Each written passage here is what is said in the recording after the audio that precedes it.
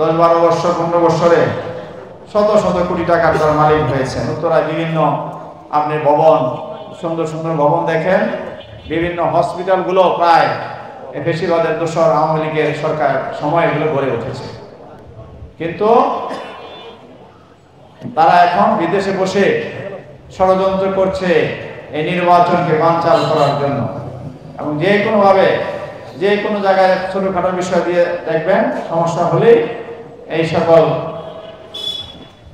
পূর্বের এই সরকার শেখ হাসিনার যারা দোসর আছেন সারা দেশে বিভিন্ন জায়গায় ছড়িয়ে ছিটিয়ে তারা কিন্তু সেখানে বিশৃঙ্খলার সৃষ্টি করার চেষ্টা করতেছে।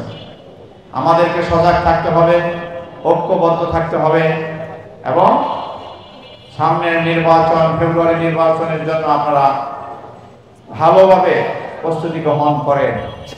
দীর্ঘ 16 বছর সরকারের যে দেশ পরিচালনা করেছে, এই দীর্ঘ সময়ে বিএনপি সহ বিভিন্ন রাজনৈতিক দলের উপর অত্যাচার, নির্যাতন, জুলুম, গুম, খুন যা হয়েছে এই পৃথিবীতে নজিরবিহীন ঘটনা।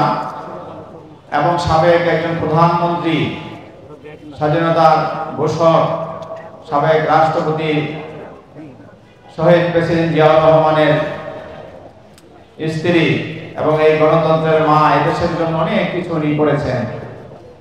তাকে একটি মিথ্যা মামলায় দীর্ঘ সময় কারাবন্দী করে রাখা হয়েছিল। সেই বাহিনী থেকে বাংলাদেশকে, বাংলাদেশ জাতীয়তাবাদী দল সহ প্রায় 50-এর অধিক রাজনৈতিক দলের নেতা কর্মীদের সাথে কথা বলে সকলকে একত্রিত করে রেখেছেন। তার কথা বলা বন্ধ করে দিয়েছিল এই বিগত সরকার। আজকে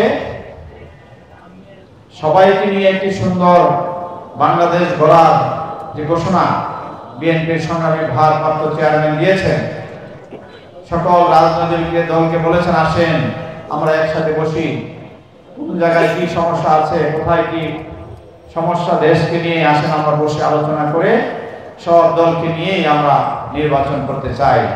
কিন্তু দুই একটি দল বিশৃঙ্খলা করছেন এবং নির্বাচনকে পেছানোর জন্য তারা পায়তারা করছেন।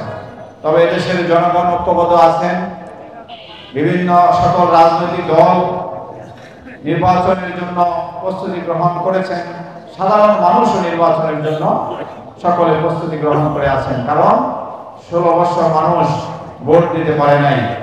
এই ভোটের জন্য আপনারা অনেক কেউই ভোট দিতে পারিনি।